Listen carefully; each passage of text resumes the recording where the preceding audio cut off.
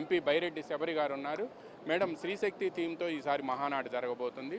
ప్రతి మహానాడికి ఒక థీమ్ని తీసుకుంటున్నారు. ఈసారి స్త్రీశక్తి థీమ్ తీసుకున్నారు. మహిళలకు 33% రిజర్వేషన్, మహిళా రిజర్వేషన్ బిల్లుని కేంద్రంలో చట్టం కాబోతోంది. మళ్ళా సెషన్ కూడా ఉంటుంది అంటున్నారు. ఇప్పుడు స్త్రీశక్తి థీమ్ని తీసుకోవడానికి కారణం ఏంటి? అదే మీరు అన్నట్టు మహిళా రిజర్వేషన్ బిల్ ఏదైతే ఉందో అది ఖచ్చితంగా వచ్చే ఎన్నికల లోపల వచ్చేస్తుంది. ఇంకొక 6 నెలల్లో నాకు తెలిసి ఈ మహిళా బిల్లు రిజర్వేషన్ బిల్ అనేది అమలు పరుస్తారు.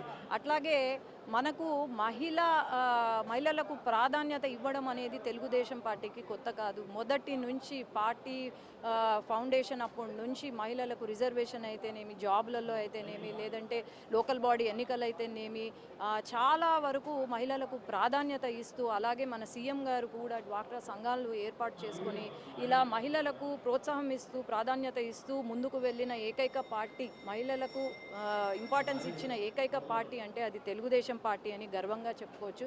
అలాగే ఈరోజు డిజిటల్గా మనము మహానాడు చేసుకుంటున్నాము. పొదుపు అనే ఒక ఇది వచ్చింది కాబట్టి మనము డిజిటల్గా చేసుకుంటూ ఖచ్చితంగా ప్రతి ఒక్క క్లస్టర్లో ఒక పసుపు పండగ లాగా ఉండబోతుంది.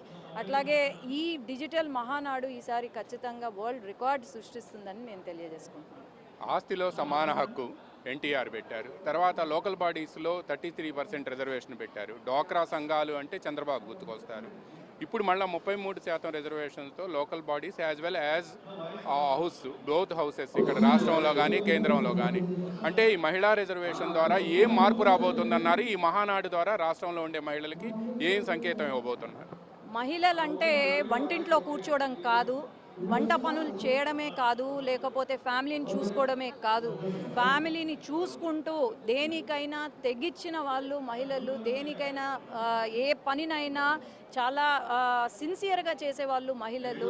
ఎక్కడా కూడా కరప్షన్కి ఒక ఇది ఇవ్వకుండా ఒక మంచి ఉద్దేశంతో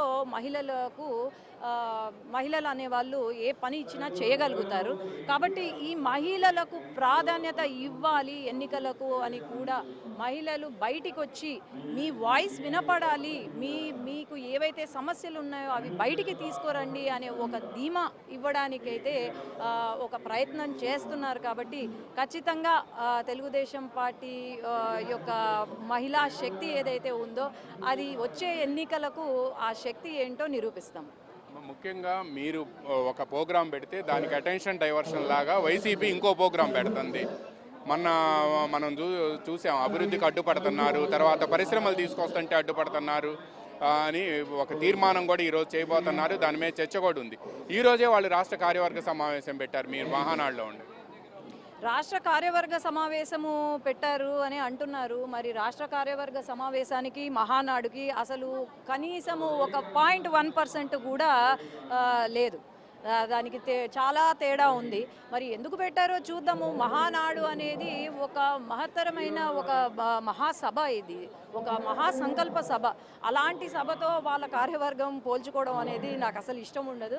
అయినా చూద్దాం, వాళ్ళు మాట్లాడేవి ఏముండవు. వచ్చే కంపెనీలు ఎలా ఎల్లగొట్టాలా, లేదంటే వచ్చే నాయకులు ఎవరైతే బాగా పనిచేస్తున్నారో వాళ్ళని ఎలా కించపరచాలా, ఎలా తప్పుడు ప్రచారాలు చేయాలా, ఇవే ఉంటాయి తప్ప నేనైతే అభివృద్ధి గురించో లేకపోతే వేరే వాటి గురించో, వాళ్ళు 5 సంవత్సరాలు చేసిన అభివృద్ధి గురించి కూడా మాట్లాడతారని అయితే నేను ఏమనుకోను. ఎందుకంటే వాళ్ళు చేసింది నిల్.